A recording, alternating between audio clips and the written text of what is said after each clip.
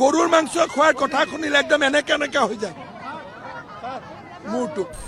ऐसे गरुर मांस खाने वाला को मैं छोड़ने वाला नहीं हूँ एज पर लॉ। मैं खुद FIR डालूंगा। मैं किसी को धमकी नहीं देता हूँ, लेकिन पुलिस थाना में FIR डालना मेरा भी अधिकार है। इलेक्शन और पिছত कैटल प्रिवेंशन एक्टत देउताक माकर ऊपर मैं एक्शन লৈ আছো। बाकी सब मैं मानिम, गरुर मांस খোৱা मैं नामानो। एटु कोन হয় কি বাহাদুৰি দেখাই আছে। আমি কি হিন্দু মানুহবোৰ মৰি গলো? কালিৰ পৰা কি কৈ আছে যে মোৰ ককা দেউতাই সংবিধানত সহি কৰিছিল, সেইখন সংবিধানত এটো লিখা আছে গৰুৰ মাংস খাব নালাগে বুলি। ককাকৰ কথাটো মানিব লাগে। খুনকি চৌধুৰী ইলেকশ্যন জিকে নিজিকে বাদ দিয়ক, ৰাইজক ক'ব লাগে দেউতা মাক মই এৰি দিলো, গৰুৰ মাংস খোৱা পাৰ্টিৰ লগত আমি নাই। আপুনি ভোট দিব নেকি গৰুৰ মাংস খোৱা মানুহক? গৰুৰ মাংসক আমি পূজা কৰো। কোনজন সত্ৰাধিকাৰে তেওঁক ভোট দিব? অসমত মাজুলী আছে, কামাখ্যা মন্দিৰ আছে, বটদ্ৰৱা থান আছে। ইলেকশ্যনৰ পিছত কেটেল প্ৰিভেনশ্যন এক্টত দেউতাক মাকৰ ওপৰত মই একশ্যন লৈ আছো। বাকি সব মই মানিম, গৰুৰ মাংস খোৱা মই নামানো। এটো কোন হয় কি বাহাদুৰি দেখাই আছে। আমি কি হিন্দু মানুহবোৰ মৰি গলো?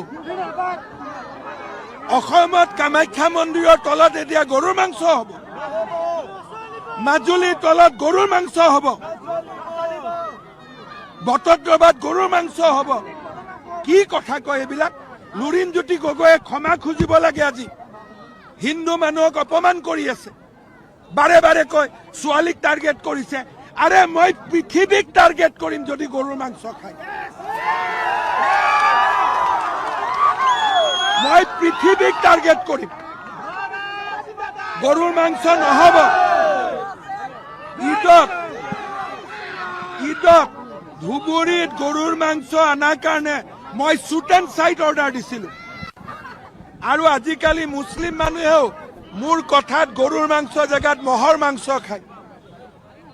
কি বাহাদুৰি দেখুৱাই আছে।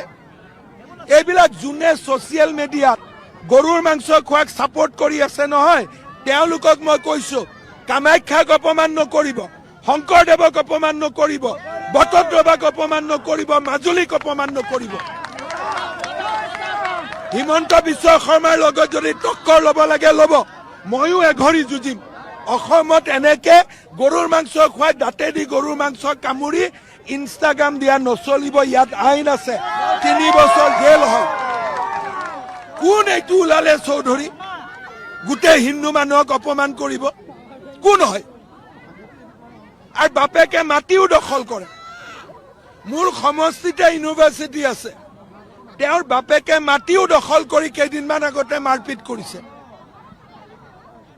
এইবিলাক বেকগ্ৰাউণ্ড নাজানাকৈ এনেই সমৰ্থন কৰিব নালাগে।